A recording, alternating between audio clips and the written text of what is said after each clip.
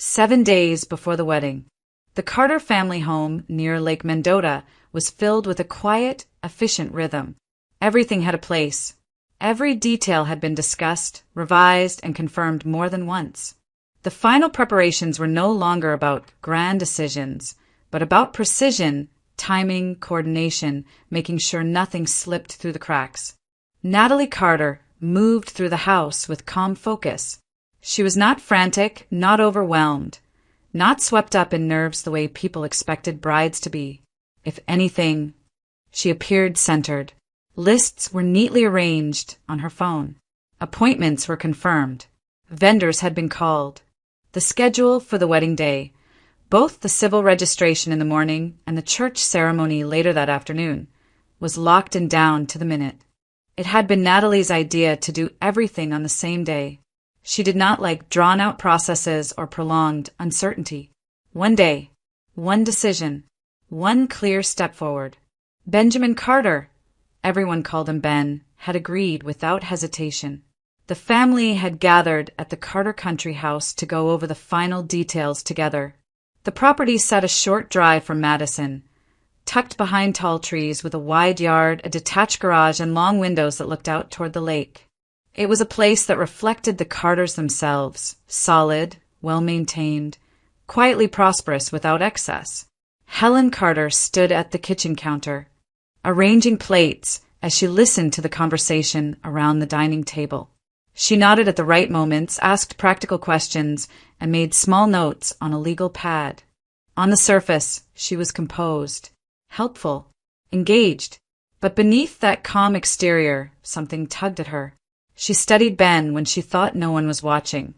The way he spoke, measured, respectful. The way he listened more than he talked.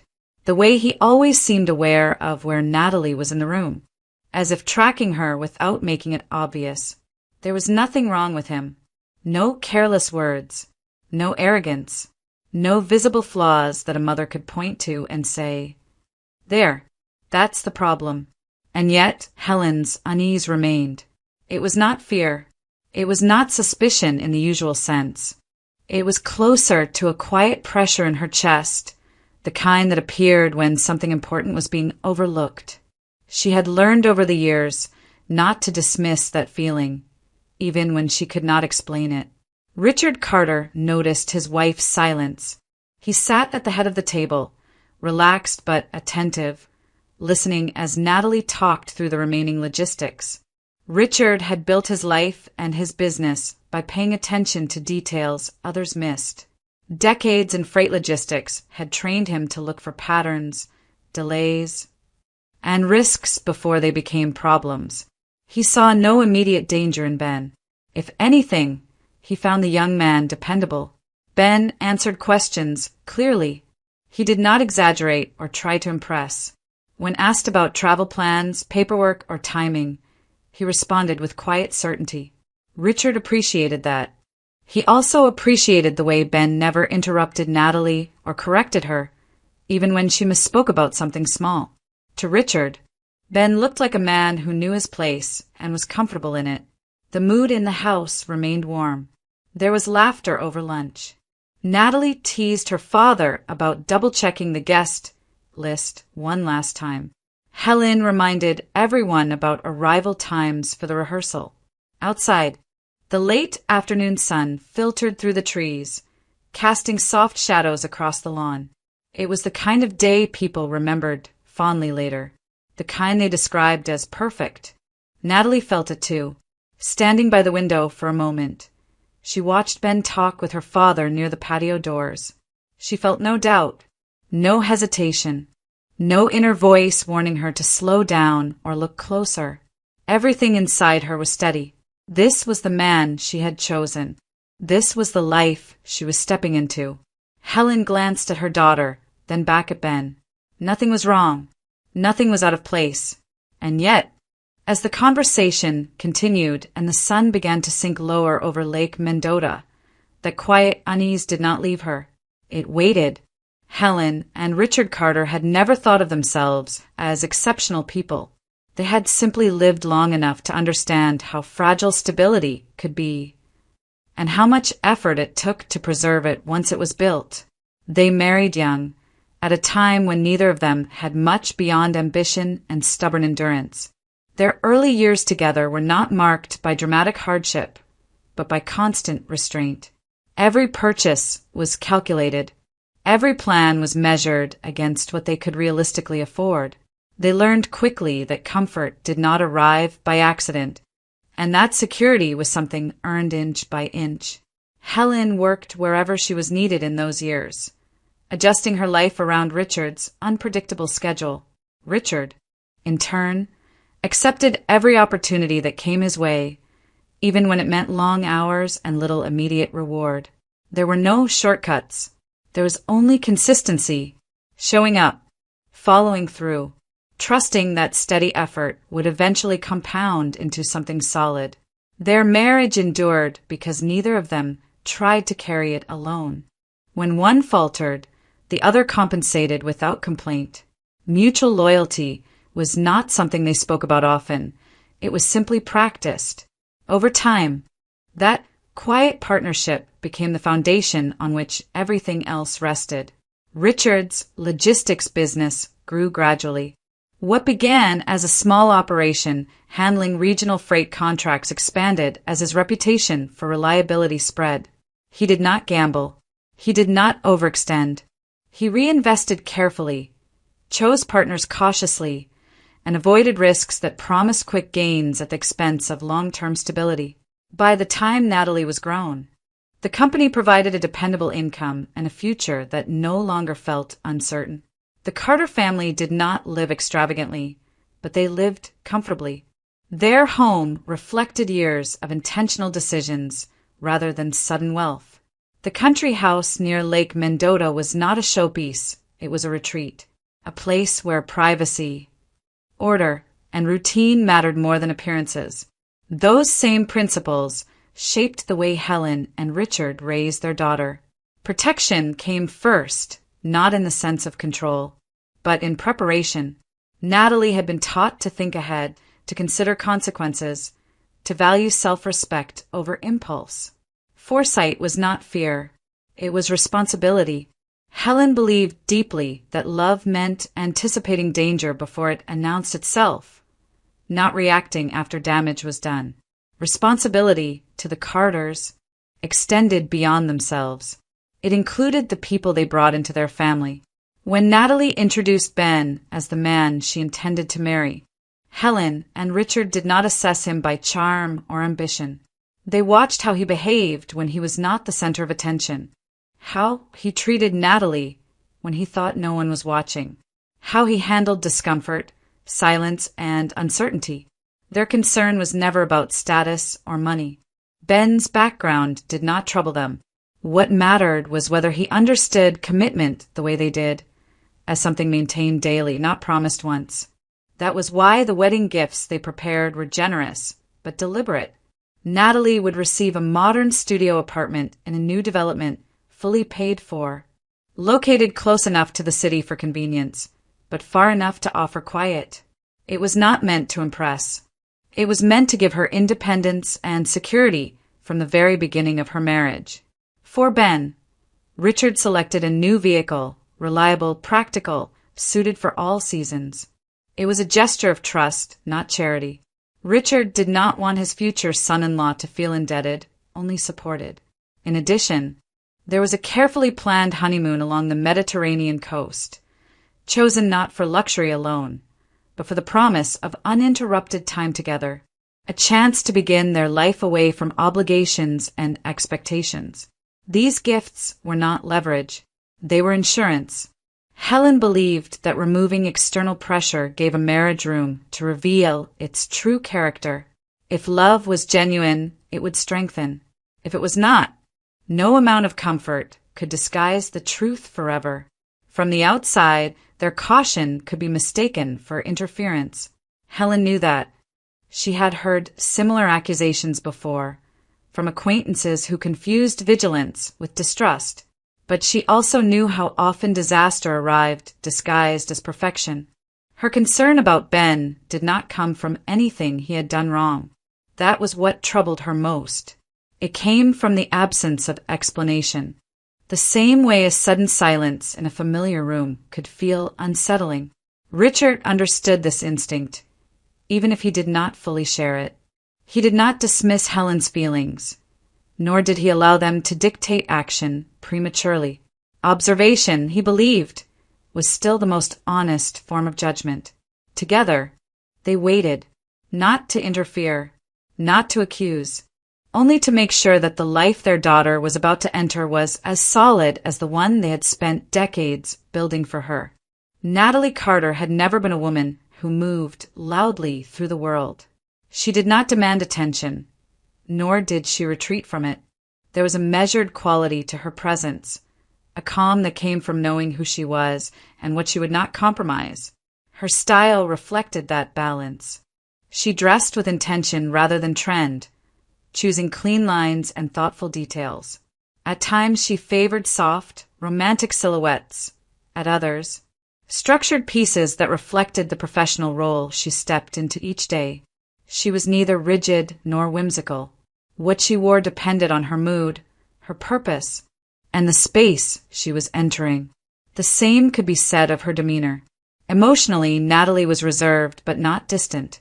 She felt deeply, but she did not rush to expose those feelings. Vulnerability, to her, was something earned over time. She believed that restraint was not the absence of passion, but its discipline. That belief guided nearly every decision she made. At work, Natalie's reputation preceded her long before her last name did. She chose to build her career within the family company not out of convenience, but because she understood its operations and saw where her skills could be applied. Marketing, strategy, public-facing communication, these were areas where she excelled. She brought clarity where there had once been habit, and structure where there had been assumption. Employees respected her because she was competent, not because she was Richard Carter's daughter.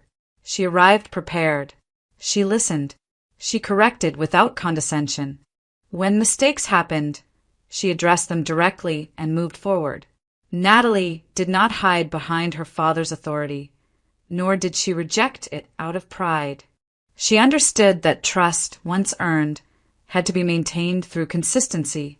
Outside of work, her life was quieter than most people assumed. Invitations came easily. She was social when she chose to be, engaging and articulate in company. But she did not chase distraction. Natalie valued solitude, reading, long drives along familiar roads, time to think without interruption. She believed that a person needed space to hear their own thoughts clearly. Her romantic history reflected that same philosophy. There had been interest, flirtation, opportunities to pursue relationships that promised excitement without depth. Natalie declined most of them, not because she was fearful or inexperienced, but because she was selective. She did not believe intimacy should precede trust, nor did she see value in rushing toward something simply to avoid being alone. That restraint had sometimes been misinterpreted. Friends teased her. Acquaintances speculated. Even her mother occasionally worried that Natalie was waiting for a perfection that did not exist. Natalie dismissed those concerns quietly. She trusted her internal compass. It had guided her well so far. Patience, she believed, was not passive. It was active waiting, remaining open while refusing to settle. She had watched enough marriages unravel to know that compatibility revealed itself slowly, often after the initial excitement faded. Natalie did not want to be surprised by who someone became once the performance ended. When she met Ben, it was that intuition that responded first. Not excitement, not infatuation, recognition. There was something in his steadiness that aligned with her own. His silence did not unsettle her. His lack of self-promotion did not read as insecurity.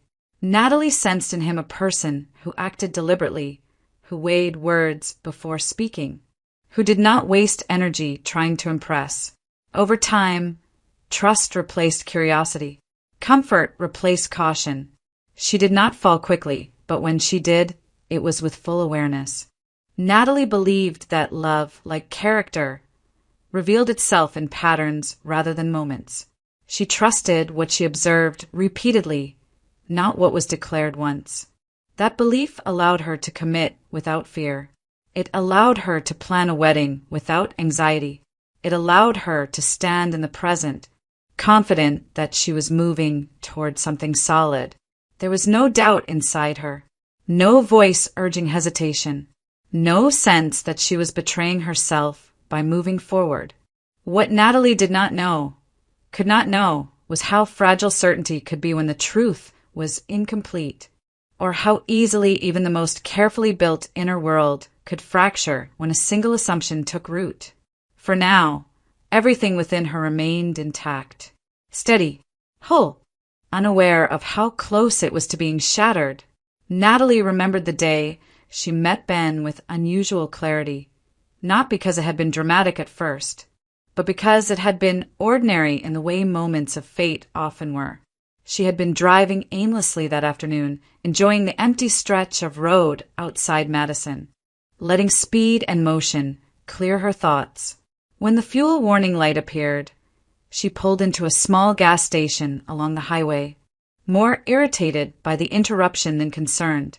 She parked quickly, locked the car by habit, and walked inside to pay. Her purse left on the passenger seat where she could see it through the window. It was not until she stepped back outside that she noticed movement near her car.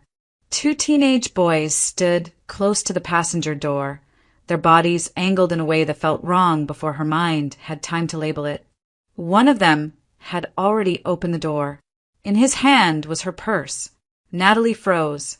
The distance between them felt suddenly too wide, her voice too small to matter. She did not have time to react. A man who had been sitting at a nearby outdoor table rose to his feet in one swift motion. He crossed the space between them with long, decisive strides. There was no shouting, no dramatic display of anger, just speed and certainty. Within seconds, both boys were on the ground, startled more than hurt, their bravado gone. The purse landed on the pavement beside them. They scrambled up and ran, disappearing as quickly as they had appeared. The man remained where he was, breathing evenly, as if nothing extraordinary had happened. He picked up the purse, glanced toward the store entrance, and waited. Natalie approached cautiously, her pulse still racing. The man towered over her, broad-shouldered, solid, with a presence that felt immovable. He handed her the purse without ceremony. "You should check your locks," he said calmly. "They were quick." She stared at him, then at the car, disbelief creeping in where fear had been. "I locked it," she replied, uncertain. "I always do." He shrugged slightly. Maybe. Or maybe they didn't care. She took the purse, her fingers brushing his by accident. "Thank you," she said. Then, almost without thinking, added, "You didn't have to do that." He looked at her for a moment, studying her expression rather than her appearance. That should have been the end of it. Instead, Natalie smiled. "I suppose," she said lightly, "that after everything we've just been through together, you're obligated to marry me now."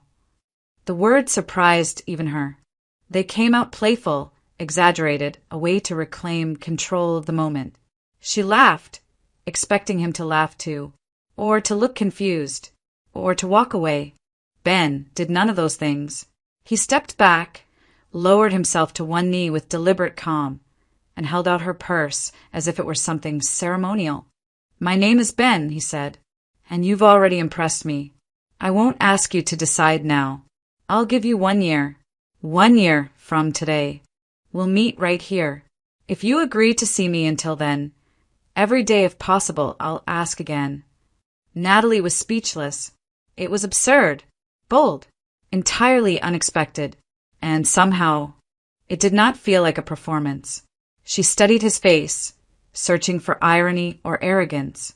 She found neither. "My name is Natalie," she replied finally, "and if you're serious, you should probably ask for my number." Ben nodded once. That would help. From that day on, they met daily, sometimes for coffee, sometimes for long walks, sometimes for nothing more than conversation that stretched into silence without discomfort. Ben did not rush. He did not touch her without invitation. He did not demand explanations or make promises he could not keep. He spoke little about himself, offering facts rather than stories. School, military service, a degree that had not led where he expected, fitness training that suited him better. He listened far more than he spoke, and when he did speak, his words were measured. Natalie found herself lowering her guard gradually, without noticing the moment it happened. Trust formed not through intensity, but through repetition, through consistency, through the absence of pressure. By the time the year passed, her surrender was complete, not to passion but to certainty. The proposal that followed felt inevitable, and Natalie never once questioned whether saying yes was the right decision. For all her confidence and composure, Natalie approached intimacy with the same deliberation that guided the rest of her life. She did not mistake desire for readiness, nor did she believe that closeness had to be rushed in order to be real. With Ben, she felt no pressure to cross boundaries before she was prepared to do so. He never asked, never hinted, never tested her resolve. That restraint, more than any declaration, made her feel safe. Their closeness grew quietly. Touch arrived gradually, without urgency, woven into moments that felt natural rather than claimed. When Natalie finally chose to let the distance between them dissolve, it happened without ceremony, without fear. It was not an impulsive act. It was a decision. Their first night together was not dramatic. There were no rehearsed words, no exaggerated gestures.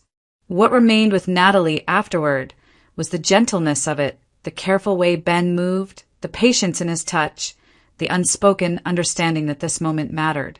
He did not rush her. He did not assume. He paid attention in a way that made her feel seen rather than possessed.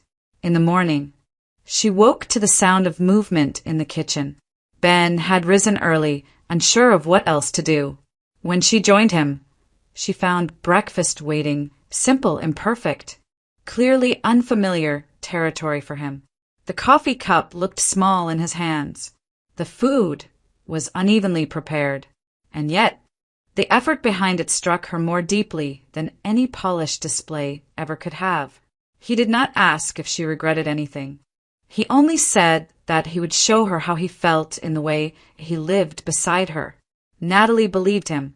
Over the following weeks, her happiness began to show in ways even she did not notice at first. Her posture softened. Her laughter came more easily. The tension she had carried for years, an invisible vigilance, eased. When she visited her parents, Helen noticed it immediately. Natalie's eyes looked different, brighter, more settled. Helen said nothing at first. She watched, observed how Natalie spoke about Ben without embellishment, without defensiveness. There was no need to justify him, no effort to convince. That, more than anything, reassured her. The Christmas visit to the Carter home became the first true test. Ben arrived with Natalie, visibly reserved but composed. He greeted Helen and Richard with respect, answering questions carefully, offering help without being asked. He did not attempt to ingratiate himself, nor did he retreat into silence. He was present, attentive, and unassuming. The house filled with familiar sounds, the clink of dishes, muted conversation, the quiet hum of comfort that defined the Carter household during holidays. Natalie moved through the rooms easily, at home in a way that felt deeper now that she was no longer alone in it. At one point, while conversation flowed around the dining table, the family dog rose from his place near the fireplace. The large Saint Bernard, old and discerning, approached Ben without hesitation. He rested his massive head against Ben's knee and waited. Ben froze, uncertain how to respond. "Go ahead," Natalie said softly. "He doesn't do that with just anyone." Ben placed his hand on the dog's head, stroking it gently. The dog exhaled, content, and settled there as if he had always belonged. Helen watched the exchange closely. Animals, she believed, sense things people often missed. From that moment, the tension she had carried loosened slightly. Not entirely, but enough. The visit ended without incident. In the weeks that followed, Natalie and Ben traveled together, spent time away from the city, built routines that felt natural rather than forced. Helen noticed that Natalie no longer sought reassurance. She simply lived her life, confident in the direction she was heading. Richard, too, adjusted his perspective. He saw how Ben deferred to Natalie's judgment without resentment, how he accepted support without entitlement, how he spoke of the future with responsibility rather than fantasy. If there were doubts, they remained unspoken. To Natalie, everything aligned. Love felt steady. The approval of her family felt earned rather than granted. Even Helen's earlier unease seemed to fade beneath the consistency of Ben's actions. Looking back later, Natalie would remember this period as the calmest of her life. The moment when every choice she had made appeared validated, when the world seemed orderly and fair. It was the illusion of certainty, and it was complete. Helen's unease did not vanish. It receded for a time, softened by routine and the visible happiness of her daughter, but it never fully left. Instead, it returned in quieter moments, when the house was still, when conversations ended, when there was nothing to distract her from the sensation that something important was being overlooked. She could not name the cause. That was what troubled her most. Everything appeared settled. The wedding plans were complete. Natalie and Ben were living together without tension. There had been no arguments, no unexplained absences, no signs of duplicity. And yet, Helen felt the same pressure in her chest she had felt years earlier, when a shipment delay once threatened Richard's business and no one else had noticed the pattern forming. She said nothing at first. Richard noticed anyway. They were in the garage one afternoon, going over minor arrangements for the coming week, when Helen finally spoke. Not an accusation, not even uncertainty, just a quiet admission that her heart was restless. Richard listened without interrupting, his expression unreadable. He did not dismiss her concern. He never had. That evening, while Natalie was away, Richard returned to the garage alone. Ben's car was parked in its usual place, clean, orderly, nothing about it suggesting secrecy. Richard worked methodically. The camera was small, discreet, the kind used in professional settings where documentation mattered. He installed it carefully, positioning it where it would capture movement without being immediately noticeable. He told himself it was precaution, not suspicion. Natalie discovered the camera 2 days later. She had gone into the garage looking for a box of documents when she noticed the unfamiliar device tucked beneath the dashboard. Recognition came instantly. She knew the model. She had seen similar equipment used in her own work. Her first reaction was disbelief, followed quickly by anger. She confronted her father that evening. Richard did not deny it. He explained calmly, choosing his words with care. He spoke of Helen's unease of experience, of the responsibility he felt to protect his daughter from irreversible mistakes. He emphasized that this was not about mistrust, but verification. Natalie did not hear the distinction. Her protest was immediate and emotional. She accused him of crossing a line, of violating privacy, of undermining the trust she had built with Ben. She reminded him that this was her life, her choice, her future. She had not asked for surveillance. She had asked for faith. Richard listened. He did not argue. He did not justify himself further. When Natalie finished, her voice tight with frustration, he said only that if there was nothing to find, then nothing would be lost. That sometimes certainty required uncomfortable measures. They reached a compromise neither of them found satisfying. The camera would remain. Ben would not be told. Natalie agreed, reluctantly, setting a single condition, that if anything was discovered, she would be the first to know. She refused to let this become a secret shared behind her back. From that point on, something shifted. Natalie tried to behave as she always had, but awareness crept into her thoughts. She watched Ben more closely, not suspiciously at first, just attentively. She noticed small changes she might otherwise have ignored. Moments when he seemed distracted. Pauses before answering simple questions. A distant look that vanished as quickly as it appeared. She told herself it was stress, wedding pressure, fatigue. Ben did not withdraw from her. He remained attentive, present, affectionate in his steady way. But there were moments, brief, almost imperceptible, when his mind seemed elsewhere. Once, when she asked whether he wanted coffee or tea in the morning, he hesitated longer than usual, as if the question had reached him from far away. Then he smiled and answered as he always did. Natalie pushed her discomfort aside. She did not want to become the person her father feared she already was. Blind, emotional, reactive. She trusted Ben. She believed in the life they were building. Still, the presence of the hidden camera lingered in her thoughts like a held breath. Unseen. Waiting. Natalie waited until the apartment was quiet. Ben had fallen asleep quickly that night, the steady rhythm of his breathing filling the bedroom with a sense of normalcy that felt almost cruel in its timing. She lay awake beside him for a long while, staring at the ceiling, listening. When she was certain he would not wake, she slipped out of bed and moved silently into the living room. The camera sat where she had hidden it earlier, wrapped in a cloth, heavier now than it had been when she first found it. Her hands felt unsteady as she connected it to her laptop. She told herself she was doing this to put an end to the tension, to confirm that her father's caution had been unnecessary. She expected reassurance. The screen flickered to life. At first, there was nothing remarkable. Ben's car pulled out of the driveway, the familiar street sliding past the windshield. Natalie watched the footage at double speed. Her posture relaxed, almost bored. She had seen these roads countless times. Madison at dusk, traffic lights, intersections, the mundane texture of daily life. Then the route changed. Ben turned off the main road and continued toward an area Natalie did not recognize. The surroundings grew quieter. Fewer buildings, more trees.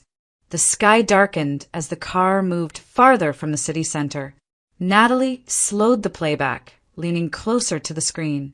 Her heart began to beat faster. The car stopped in front of a low, wide building set back from the road. A sign stood near the entrance. The footage was not clear enough to read it fully, but Natalie could make out enough to understand its purpose. An assisted living facility. Long-term care. Ben stepped out of the car. A few minutes later, he returned pushing a wheelchair. The woman seated in it was young. Younger than Natalie had expected. Her posture was fragile, her movements limited. She looked toward Ben with a familiarity that tightened something sharp in Natalie's chest. Ben leaned down, adjusting the blanket around the woman's legs with practiced ease, his hands gentle, precise. Natalie's breath caught. The footage jumped, skipping a few seconds at a time. The camera did not capture everything, only fragments. Ben, helping the woman into the passenger seat. The wheelchair folded and placed in the trunk, his hand steadying her shoulder as she settled in. The car pulling away. Natalie watched in silence, her mind struggling to assemble meaning from what she was seeing. The scenery changed again. Open fields, a narrow road. Ben stopped the car near a clearing filled with wildflowers, daisies, bright even in the fading light. He stepped out, walked a short distance, and returned with an armful of them. When he handed them to the woman, she laughed, a sound Natalie could not hear clearly, but could see in the movement of her shoulders, the tilt of her head. They spread a blanket on the ground. A picnic. Ben moved with an ease Natalie recognized. The same attentiveness he showed her. He helped the woman onto a fallen tree trunk, arranging the blanket beneath her carefully. He unpacked food, offered it to her first, watched to make sure she was comfortable. Natalie's hands went numb. The footage continued in uneven bursts. The woman eating, smiling, Ben speaking, his face animated in a way Natalie rarely saw when he talked about himself. At one point, he lifted the woman easily, carrying her a short distance across the clearing, pointing out something beyond the camera's view. She clung to him, laughing again. Natalie felt as though she were watching a version of Ben she had never known. The audio cut in and out. Wind distorted some of the sound. At times there was nothing but silence. The gaps made everything worse. They left room for imagination, for interpretation, for fear. She leaned closer, straining to catch any word that might explain what she was seeing. Near the end of the recording, the car interior filled the frame again. The woman's face was partially visible now, her expression serious. She was speaking. Ben responded quietly, his voice clearer than it had been before. The words came through without distortion. "I don't know how to live like this," the woman said. "I'm scared all the time." Ben did not hesitate. "I'm with you," he replied. "We'll raise the baby together. We'll manage. I promise." Natalie froze. The sentence echoed in her mind, detached from time, from context, from everything she thought she knew. She replayed it once, twice. Each time, the words landed with the same finality. "We'll raise the baby together." Her vision blurred, though she did not realize she was crying. Her body felt heavy, unresponsive, as if the weight of the truth she believed she had uncovered pressed her into the chair. There was no room for doubt now. No alternative explanation that made sense of what she had seen and heard. The pieces aligned with devastating clarity. A hidden life, a woman she did not know, a child she had never been told about, tenderness that had never belonged to her alone.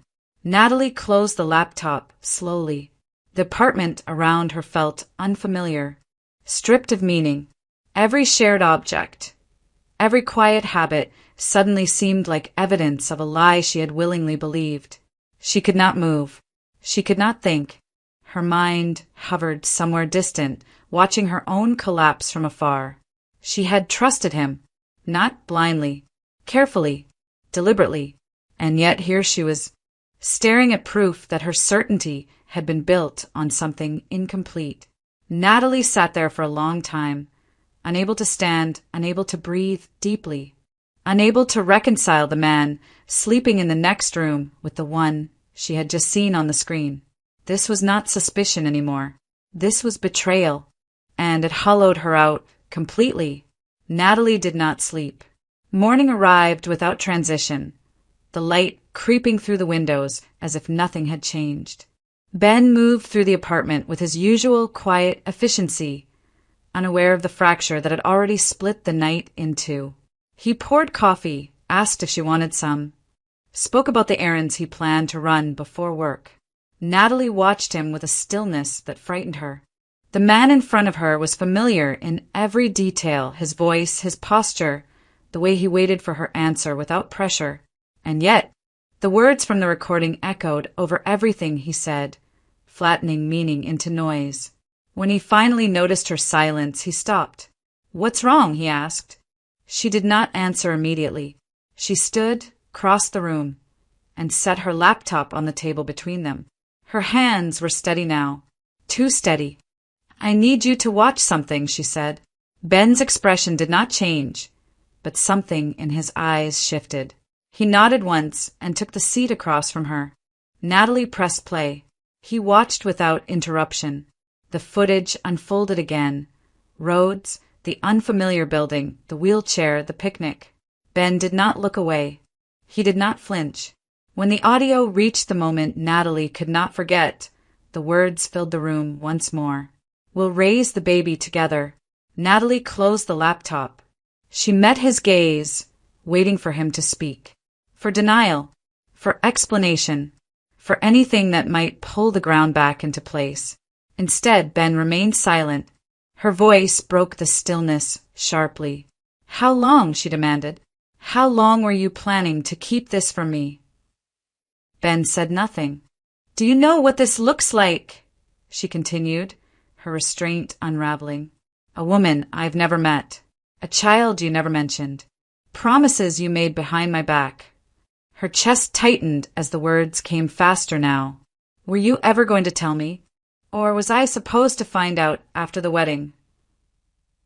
Still nothing.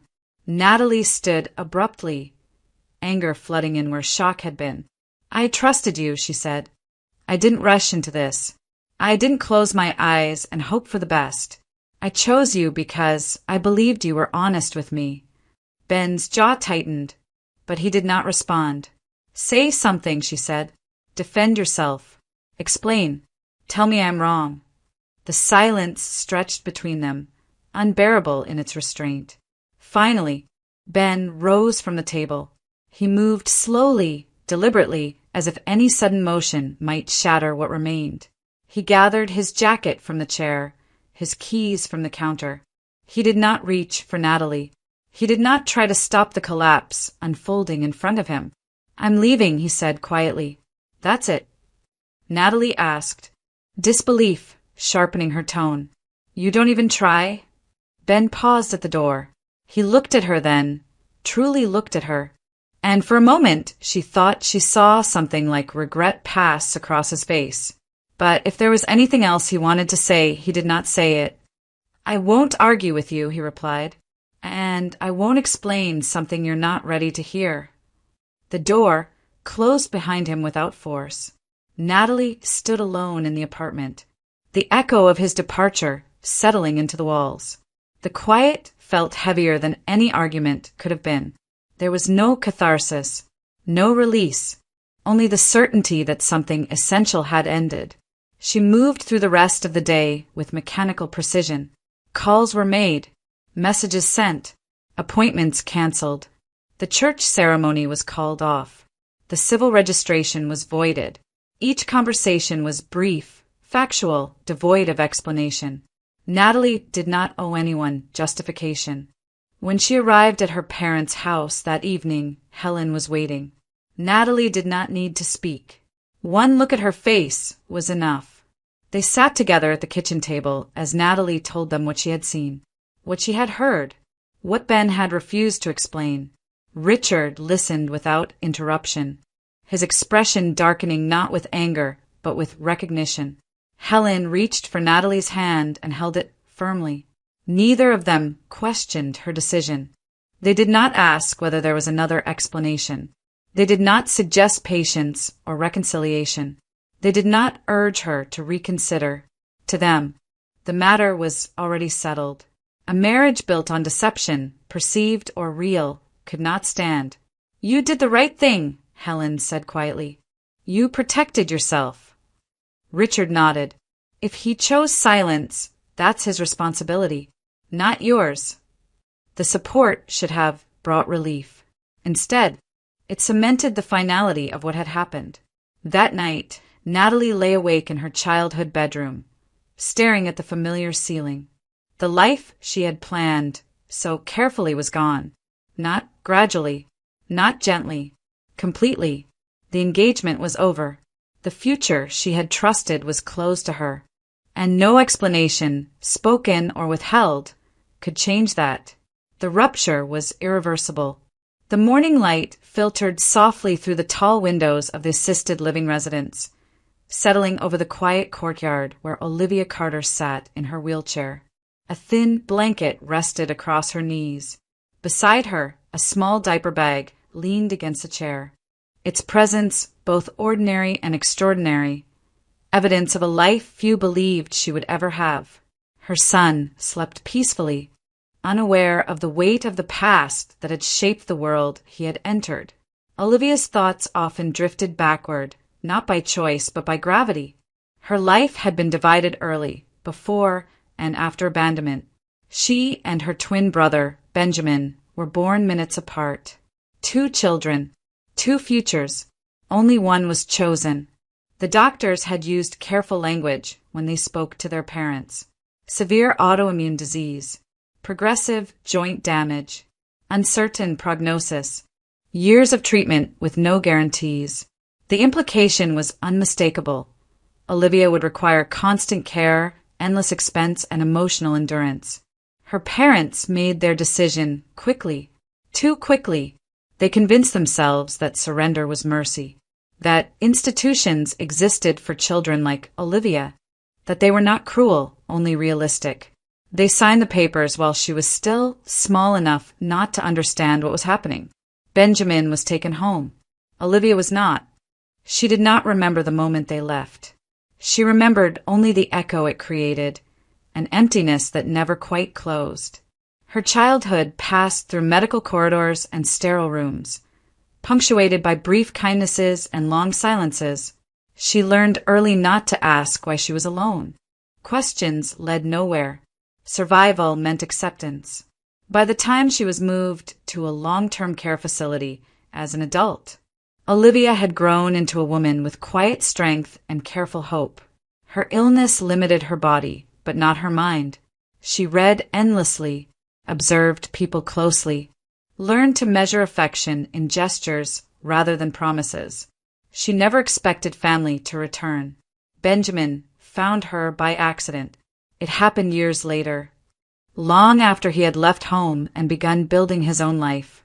A question from a neighbor, carelessly asked, a name spoken aloud, a truth his parents could no longer fully deny once alcohol loosened their restraint.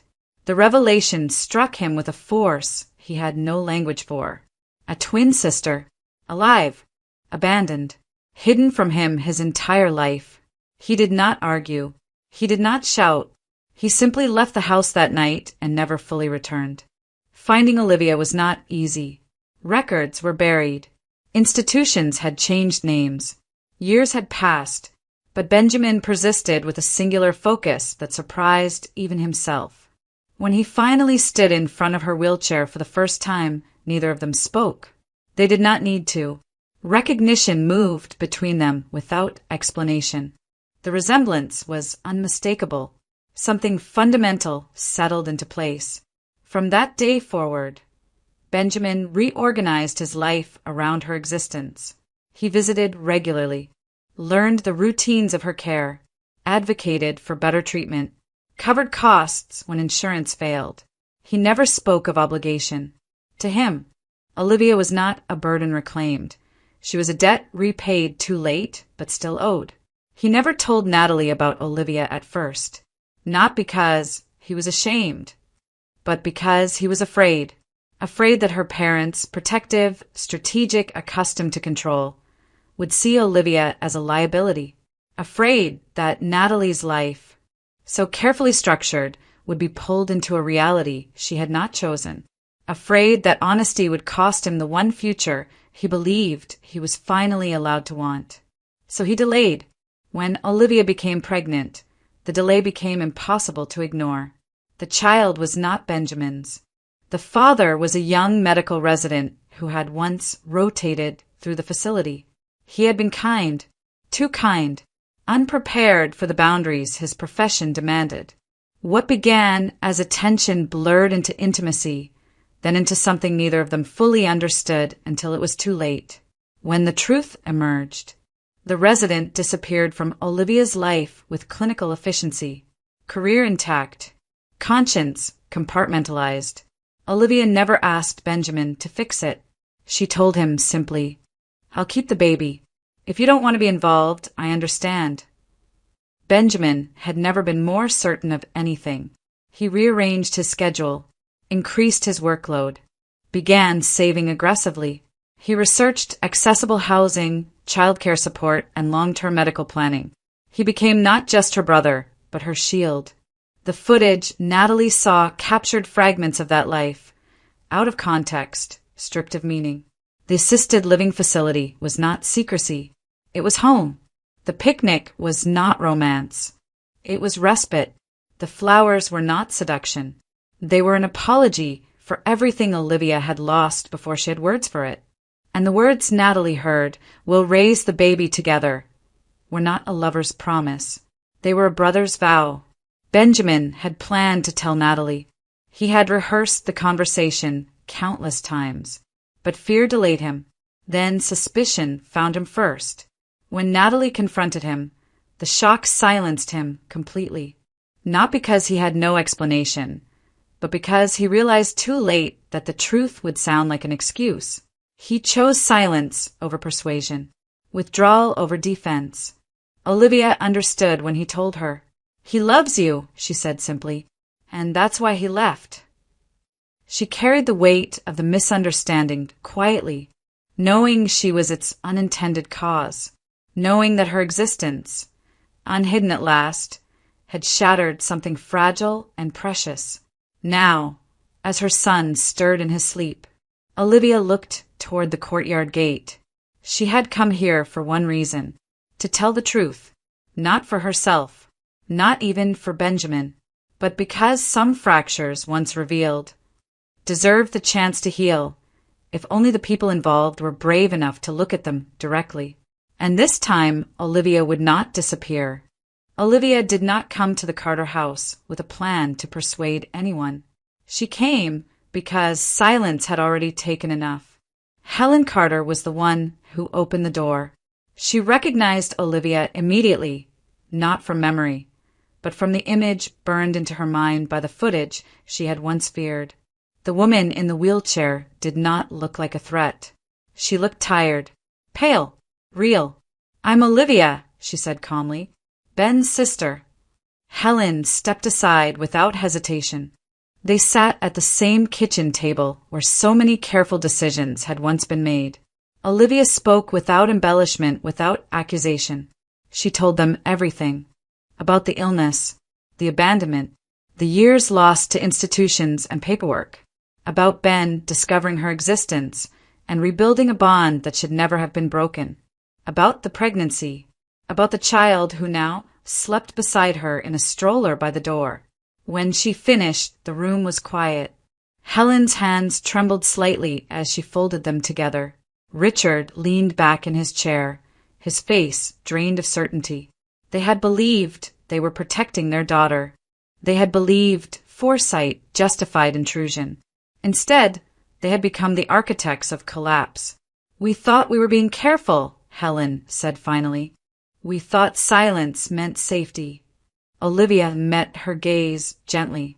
"Silence rarely protects anyone," she replied. Natalie arrived an hour later. She stopped just inside the doorway when she saw Olivia, the woman from the footage, the one she had built a story around. Her body reacted before her mind could catch up, tightness in her chest, a rush of heat behind her eyes. Olivia spoke first. "I'm sorry," she said, "not for existing, but for the pain you were pulled into." Natalie did not answer immediately. She listened as Olivia repeated the truth, this time without gaps, without fragments. Every missing piece returned to its place with devastating clarity. The picnic, the laughter, the promise, none of it had belonged to the story Natalie had told herself. Shame arrived quietly, not as humiliation, but as recognition. "I never asked," Natalie said finally, her voice low. "I didn't ask because I was afraid of what the answer might cost me." Helen closed her eyes. Richard lowered his head. Natalie continued, not accusing, not absolving. "I thought silence meant guilt, but I never considered that it might be grief." She realized then that Ben's withdrawal had not been cruelty. It had been resignation. He had chosen to leave rather than fight a version of himself that had already been condemned. The room held the weight of collective failure. "We interfered," Richard said. "We watched when we should have trusted. We suspected when we should have waited." Helen reached for Natalie's hand. "We didn't protect you. We controlled the moment instead of understanding it." No one argued. That evening, Natalie sat alone in her childhood bedroom once more. But this time, the ceiling did not feel like an ending. It felt unfinished. She thought about Ben, not as the man from the footage, but as the one who had waited a year for her answer without pressure, who had loved her through restraint, who had left without defense when trust collapsed. The next morning, She asked her father for Ben's number. Richard hesitated only a second before handing her the phone. Ben did not answer on the first call, nor the second. On the third attempt, his voice came through, measured, cautious. "I don't expect anything from you," Natalie said before he could speak. I just need you to know the truth finally reached me." There was a long pause. "I didn't come to argue," she added, "or to ask you to justify yourself. I just wanted you to hear this. I was wrong to conclude without listening." Another pause, this one heavier. "I don't know what to do with that," Ben said quietly. "You don't have to do anything," Natalie replied. "Not today. But if you ever want to talk, without defenses, without cameras, without fear, I'm here." She ended the call before expectations could form. Olivia watched from the doorway as Natalie set the phone down. She did not smile. She did not cry. But something in her posture eased. That night, Olivia prepared to leave. As Richard wheeled her toward the door, she paused. "Love doesn't always return to where it was broken," she said softly. "But truth gives it a place to stand." Natalie nodded. As the house settled into quiet once more, nothing was resolved. The pain remained. The past could not be rewritten. But something fragile and essential had survived.